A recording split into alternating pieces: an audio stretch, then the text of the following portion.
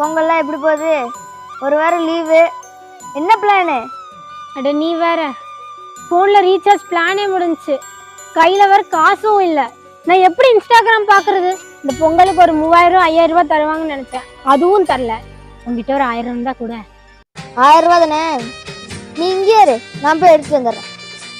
ஏன்க்கா சோகமா இருக்க? என்னாச்சு? பொங்கலுக்கு கோலம் போட்டியில் கலந்துருந்தேன்.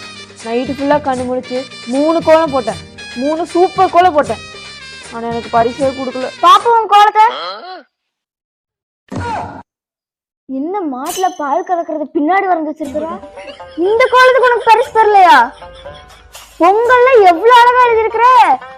வாக்கா, நான் உனக்கு பரிசு தரேன்.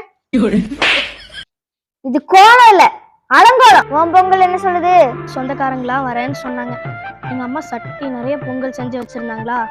கடைசியில் பார்த்தா எல்லாருமே ஃபோன் பண்ணி நாங்கள் வரலன்னு சொல்லிட்டாங்க.